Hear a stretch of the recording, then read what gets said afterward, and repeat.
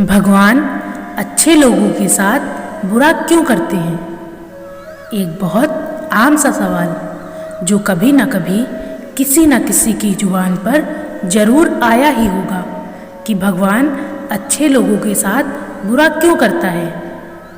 क्योंकि बहुत बार ऐसा होता है जब आप मेहनत करना शुरू करते हैं और उसके बाद भी जब बार बार असफलताओं का सामना करते हो तो आपके मन में एक ही प्रश्न आता है कि भगवान हमारे साथ है भी कि नहीं है। आप खूब मेहनत करते हैं, दिन रात एक कर देते हैं, अपनी सारी ताकत अपना सारा ध्यान लगा देते हैं, आप अच्छे पथ पर चलते हैं, आप अच्छे कर्म करते हैं और अपने द्वारा किसी को चोट पहुंचाने की सोचते भी नहीं हैं और उसके बाद भी आपको फल नहीं मिल पाता है।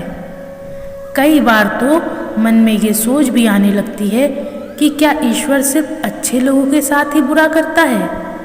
क्या ईश्वर अच्छे लोगों को ही दुख देता है? क्योंकि जितने भी अच्छे लोग होते हैं उनके जीवन में बहुत परेशानियां आती हैं, बहुत तकलीफ़ें आती हैं और उनको बहुत सारी चीज़ें झेलनी पड़ती हैं। पल पल हर पल परीक्षाओं से गुजरना पड़ता है।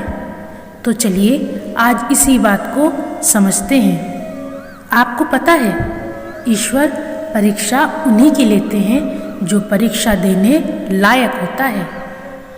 ईश्वर ऐसे ही थोड़ी किसी को इस पाप लोक से मुक्त कर देते हैं। अच्छे कर्म, अच्छे विचार, अच्छे आचरण वाले लोगों को ईश्वर कभी अकेला नहीं छोड़ते हैं। बस उस समय आपको उन पर वैसे ही विश्वास रखना होता है जैसे आप अच्छे दिनों में रखते हो। जानते हो अधिकतर लोगों की फितरत होती है वो अच्छे दिनों में भगवान को भूल जाते हैं और फिर जब बुरे दिन आते हैं तो उसके लिए भी ईश्वर को कहते हैं आपने ये किया, आपने वो किया। हमेशा मेरी एक बात याद रखिएगा और वो ये है कि अच्छे दिनों में ईश्वर को याद रखो और बुरे दिनों में उन पर विश्वास रखो। कट जाएंगे तेरे चाहे जैसे भी हो दिन, बस अपनी जुबां पर ईश्वर का नाम रखो। एक बार की बात है, एक बहुत सज्जन पुरुष वाराणसी में अपनी पत्नी के साथ खुशी खुशी रहते थे, जिनके 2 बेटे और 1 बेटी थी। वो नित्य पूजा पाठ करते और अच्छे काम करते, रोज गरीबों को भोजन कराते, उनसे जो बन पड़ता था वो हर काम करते थे। ईश्वर पर बहुत विश्वास था। उनके पास एक कान्हा जी की मूर्ति थी जिसको वो अपने साथ साथ रखते थे। उन्हें लगता था वो उनसे बात करती है और जब से वो कान्हा जी उनके पास आए थे वो सफलता की सीढ़ियाँ चढ़ते ही चले गए। वो बहुत खुश रहते थे। अपनी हर मुसीबत, अपने अच्छे पल, अपना दुख दर्द सब कान्हा जी के संग बांटते थे। पूरा परिवार खुशी में झूमता, हर पल आनंद में रहता था। ऐसा परिवार जिसे कोई देखे तो बस मुंह से यही निकले, हाय इन्हें किसी की नज़र न लग जाए। पर जीवन में कोई भी पल एक सा नहीं रहता। अगर सुबह हुई है तो रात भी होगी। जैसे सुई के कांटे कभी एक साथ एक जगह नहीं टिकते, वैसे ही सुख और दुख कभी भी एक साथ नहीं रहते। अगर सुख है तो दुख आएगा ही आएगा और सुख है तो दुख आएगा ही आएगा। और वही हुआ। एक दिन ऐसा आया कि सब बर्बाद हो गया। ना जाने कैसे फैक्ट्री में आग लग गई, सारा सामान जलकर खाक हो गया। हर तरफ से मुसीबत ही मुसीबत आने लगी। उन्हें कुछ समझ में आना ही बंद हो गया। जब मुसीबत आती है तो चारों तरफ से आती है। अब उन्हें कोई मार्ग नज़र ही नहीं आ रहा था। वो दौड़ते दौड़ते उस स्थान पर गए जहाँ कान्हा जी रखे थे, लेकिन जब वो वहाँ पहुँचे तो मूर्ति गायब थी। चारों ओर उन्होंने ढूंढा, कहीं नहीं मिले। वो बहुत उदास हो गए और मन ही मन सोचने लगे कि जब बुरा वक्त आता है तो ईश्वर भी साथ छोड़ देता है। ये बात सुनी थी, आज देख भी ली। कर्जदार दरवाजे पर आने लगे। जो ना जाने कितने लोगों को भोजन कराता था, आज खुद दाने दाने को मोहताज है, पर वो हिम्मत नहीं हारते हैं। कान्हा जी की बताई हर बात को याद करते हैं और फिर से मेहनत करना शुरू करते हैं। कहते हैं ना, मेहनत करने वालों की कभी हार नहीं होती, और दिन रात एकजुट होकर मेहनत करते हैं और बहुत ही जल्द सब कुछ फिर से सही कर लेते हैं।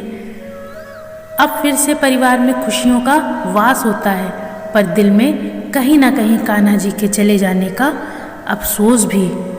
एक दिन वो व्यापार के लिए बाहर जा रहे होते हैं। निकलने ही वाले होते हैं कि उनकी नज़र वहीं पड़ती है जहां आखिरी बार कान्हा जी को देखा था। कान्हा जी वहीं विराजमान थे। वो देखकर अनदेखा कर देते हैं और घर से निकलने लगते हैं। तभी आवाज़ आती है, मित्र भूल गए क्या मुझे? बिना कोई जवाब दिए वो आगे बढ़ जाते हैं। फिर आवाज़ आती है, बोलोगी नहीं क्या? नाराज हो मुझसे? मुझसे कोई गलती हुई क्या? तब वो पुरुष झल्ला जाते हैं और कहते हैं, आप तो ऐसे भोले बन रहे हैं जैसे कुछ पता ही ना हो। कहाँ गए थे आप? आप तो मेरे अपने थे। क्या आप सुख में ही साथ रहते हो? जब मेरा बुरा वक्त आया आप घर छोड़कर ही चले गए, और आज देखो जब सब सही है तो वापस आ गए। ये कौन सी बात हुई? कान्हा जी हंसने लगते हैं। अब उनकी हंसी सुनकर उसे और क्रोध आ जाता है। वो कहता है, इसमें हंसने वाली कौन सी बात है? जवाब दीजिए। तो ईश्वर बोलते हैं, मैं तो यही था तुम्हारे अंदर। जब तुम कामयाब थे, सब तुम्हारे साथ थे, तब मैं आराम करता था। पर जब मैंने देखा तुम पर परेशानी आई तो सबने साथ छोड़ दिया।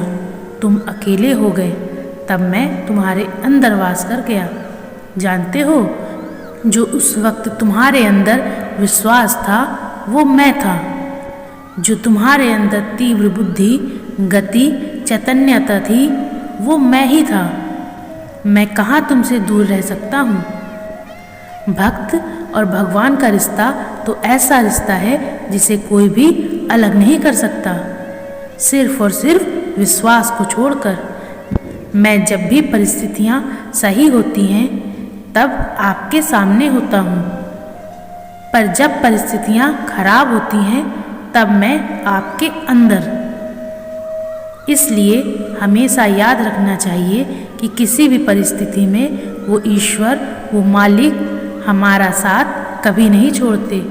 हम उन पर विश्वास करें या ना करें, हम उनकी भक्ति करें या ना करें, वो हमेशा हमारे साथ हैं। इसलिए इस बात को हमेशा याद रखना। हाथों की लकीरों से पहले उंगलियां होती हैं, जो हमें यही सिखाती हैं कि अपनी किस्मत से पहले अपने कर्मों पर भरोसा रखना चाहिए। कर्म अच्छे होंगे तो परेशानियां आएंगी और चली जाएंगी, पर वो हमें उस समय बहुत कुछ सिखा कर जाएंगी। आशा रखो, निराशा नहीं। किसी को कम मिलता है, किसी को ज़्यादा। नहीं बदलता कभी देने वाले का इरादा। लिखा है जो किस्मत में उसे कोई नहीं टाल पाएगा, पर याद रखना ईश्वर हर परिस्थिति में आपका साथ निभाएगा। आशा करती हूँ कि आपको मेरी बातें समझ में आई होंगी और इसे अपने दोस्तों के साथ शेयर ज़रूर करना, ताकि उन्हें भी ये बात पता चले और वो अपने जीवन में आगे बढ़ सकें और अपने विश्वास की डोर को डगमगाने ना दें।